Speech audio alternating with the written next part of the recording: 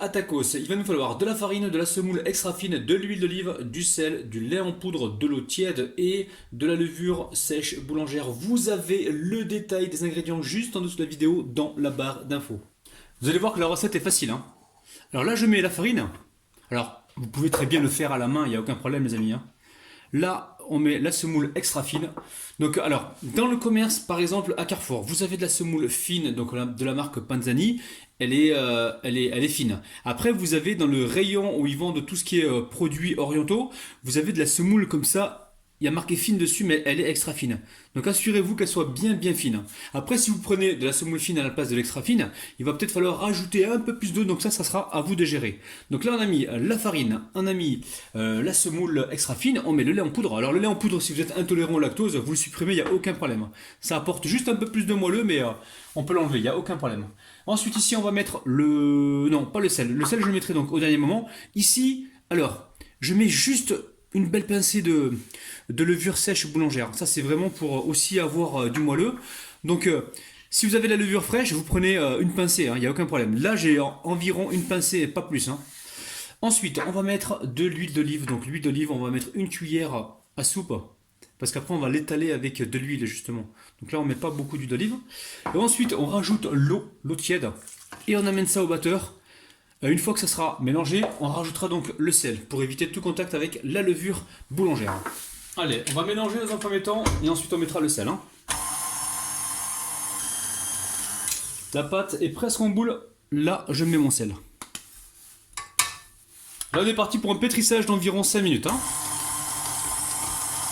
La pâte est bien pétrie là. Alors, je mets juste...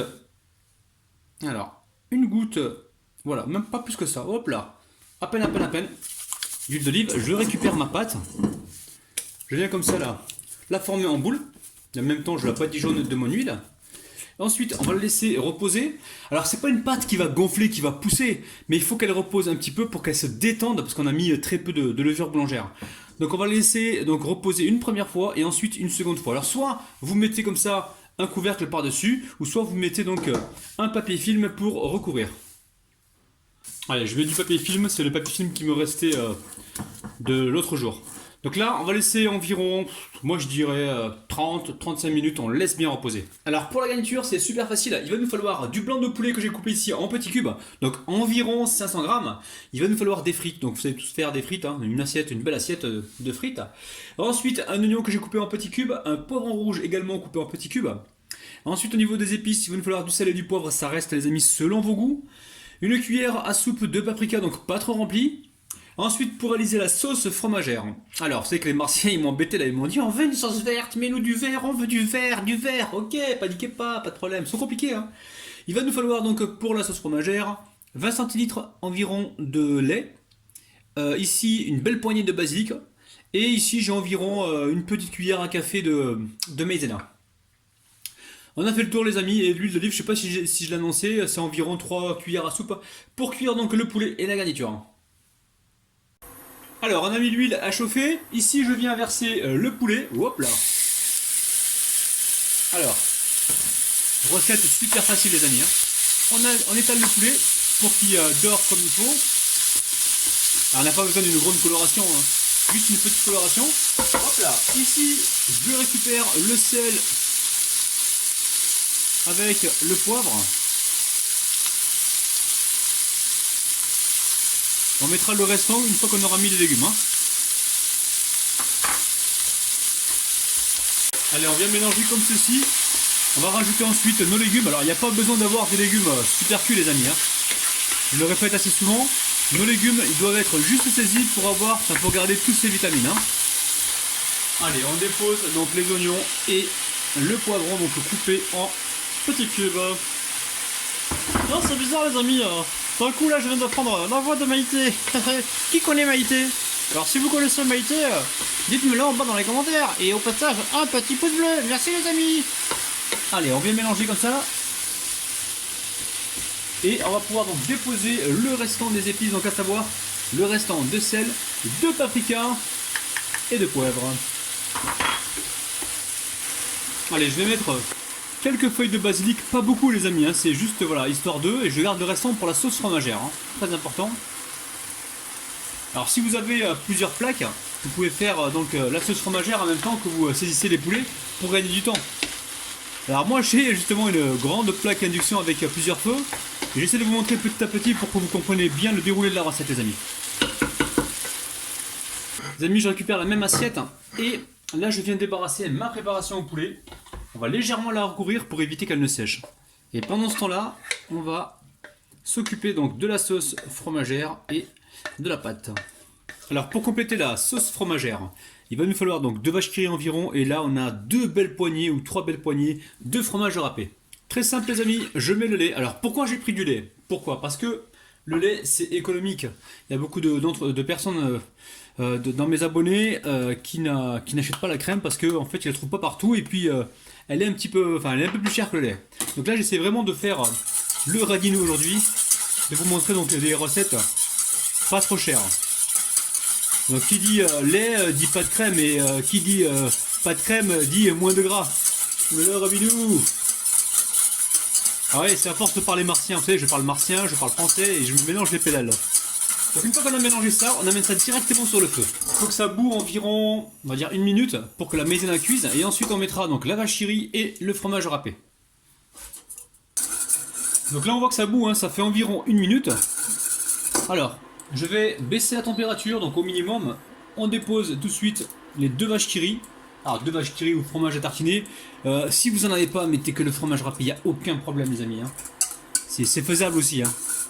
Mais bon, moi j'ai envie de plus d'onctuosité, c'est pour ça que je vous propose la vache qui rit. J'en avais dans les plaquettes, dans les frigos, donc il fallait bien s'en débarrasser, Rabinou. Petit malin de Rabinou. Une fois que la vache qui rit est fondue, on va rajouter le fromage râpé. Donc le fromage râpé, c'est ce qui va vraiment épaissir la sauce avec la maïzena. Hein.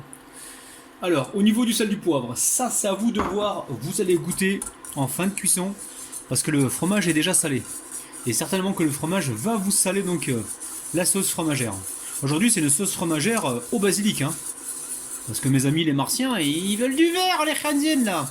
Donc là je suis totalement donc au minimum, je récupère le basilic comme ceci. Pour l'instant on va le couper au ciseau et puis à la fin peut-être qu'on le mixera avec la girafe. Hein. La girafe, c'est le mixeur plongeant. Je vais me couper les doigts, les amis. C'est pas grave, j'ai pas le droit de dire aïe, hein, c'est pour vous. Aïe. Bon. Hop là. Allez, on va mélanger tout ça. Alors, j'ai pas mis le basilic au départ à infuser. Pourquoi? Parce que le problème du basilic, si vous le mettez à infuser au départ, à l'arrivée vous allez avoir quelque chose d'amer et je veux éviter ça, je veux vraiment le basilic prononcé, bien prononcé. Donc c'est pour ça que je le mets à la fin et je vais le mixer maintenant, comme ça on a un vrai goût de basilic sans amertume les amis. Donc là la sauce fromagère elle est nickel. Voilà, pas besoin de saler plus, hein, c'est déjà salé. Alors là j'ai mixé donc la sauce fromagère donc au basilic directement avec mon mixeur. Et là on va pouvoir donc passer à la suite les amis. Alors notre pâte a bien reposé, ici je viens me huiler les mains et je vais venir sortir ici des petites boules. Là pareil, je me rehuile les mains si besoin, hop je prends la pâte, je presse comme ceci entre l'index et le pouce et je presse.